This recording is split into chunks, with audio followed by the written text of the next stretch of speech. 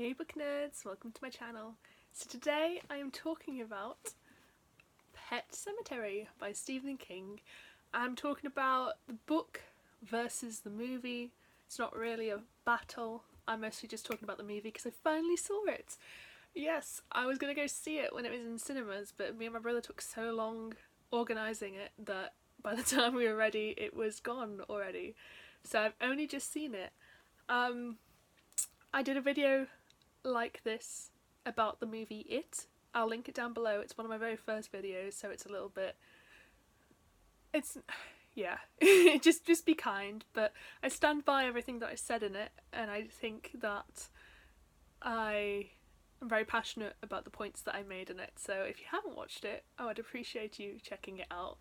But yeah, I wanted to do a similar one for Pet Sematary. I do have less to say for Pet Sematary. I'm not quite as passionate about the story as I am about it, but yeah, I still have some thoughts. I'm going to start with the spoiler-free thoughts, and I will warn you when there's going to be spoilers, so you have the chance to click off, so don't worry about that. I'm not just going to suddenly drop spoiler bombs everywhere. So, the movie. Yeah, I enjoyed the movie. I thought it was a pretty good horror movie. It's very basic in its concept. I watched it with my family, and that's the first thing my dad said, was that it was very traditional horror, but I kind of pointed out that when the book was written it potentially started several of the tropes, or at least they weren't quite as tropey as they are now, which is always going to be the case if you're adapting an old book, I think. I found it very scary as a film, which did surprise me because I don't normally get scared by things. I think a lot of the body horror and that kind of stuff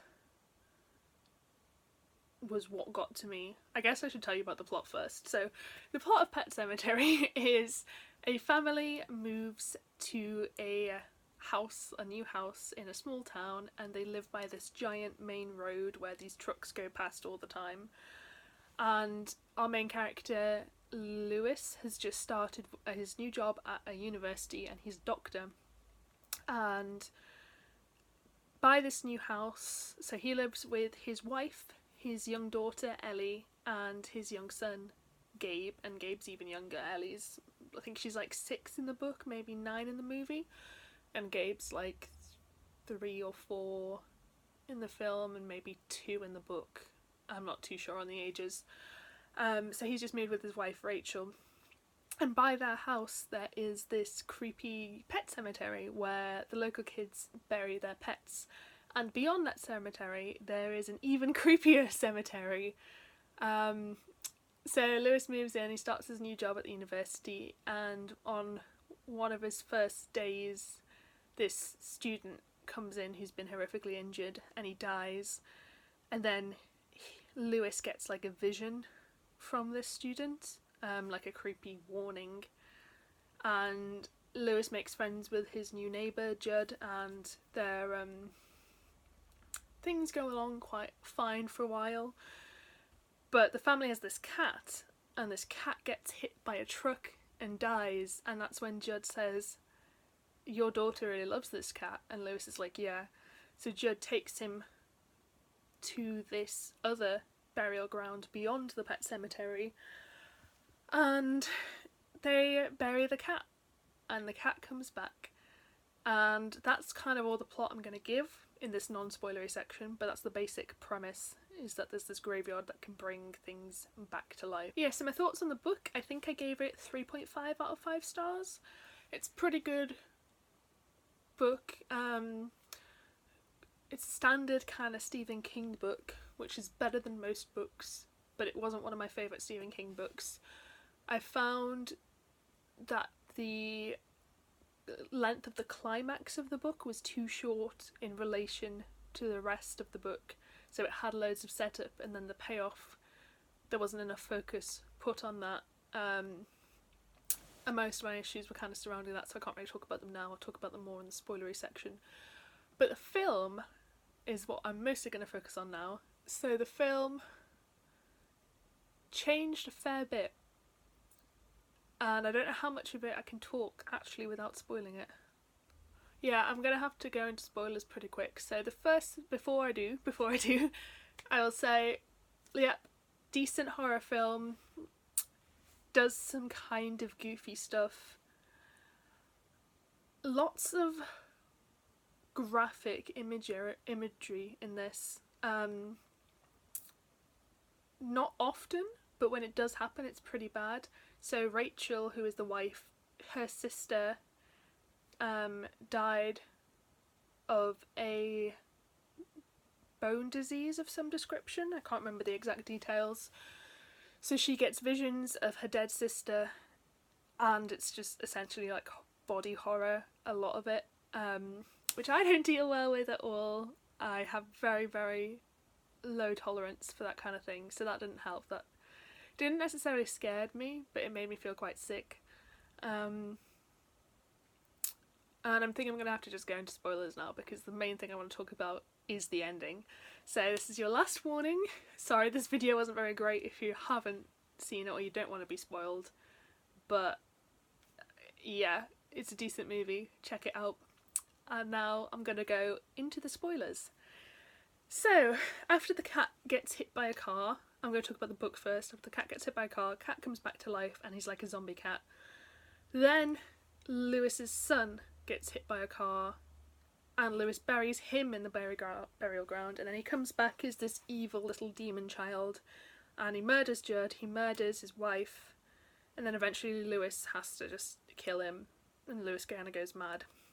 And the ending of the book is that Lewis is burying his wife in the burial ground, knowing that she's probably going to come back evil, and you don't know if it's because he's insane or because he wants to die or both, or yeah.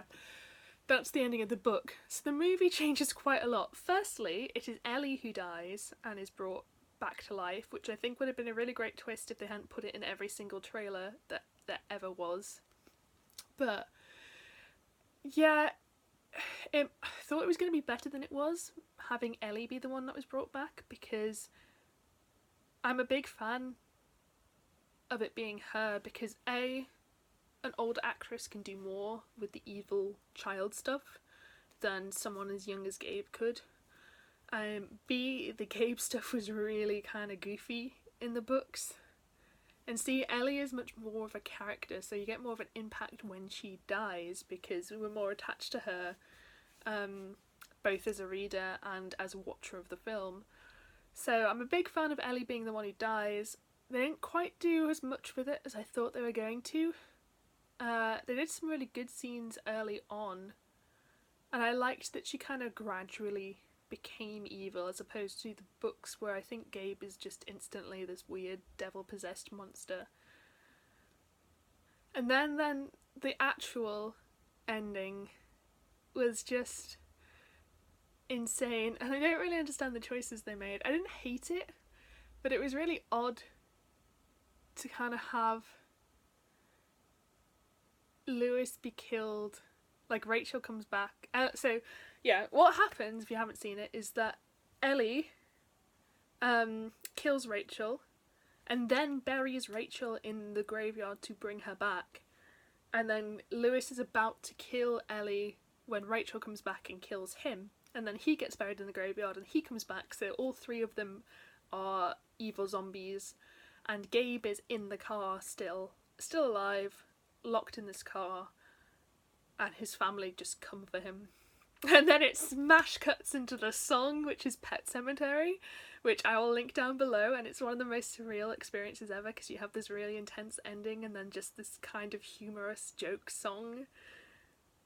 And that was kind of great in an awful way. I don't know how I feel about that smash cut to the song.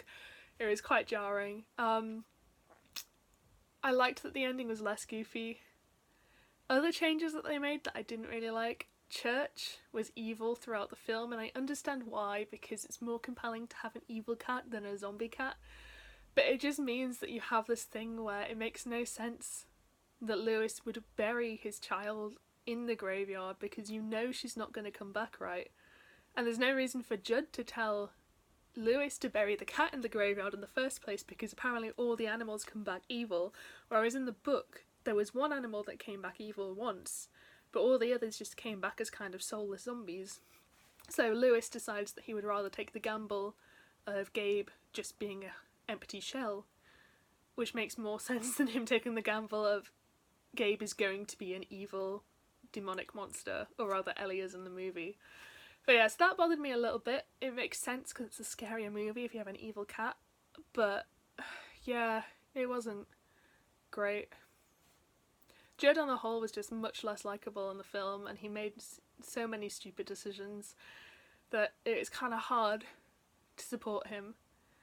So yeah, my final verdict on the film is basically my verdict for most Stephen King movies, which is that I think it's a fine movie and it's an okay horror movie. It's not as good as It, but it's a decent horror film if you just want a horror film. But it misses the heart of the book and it misses kind of the message that King is going for. And I guess that's fine. I can live with that with Pet Sematary, but it just makes me sad that the adaptations keep doing this.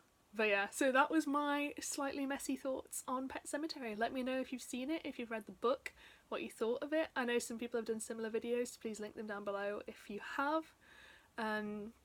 Yeah, thank you so much for watching. I hope you enjoyed this video. If you did, please give me a thumbs up, it helps me out massively, and I hope to see you next time.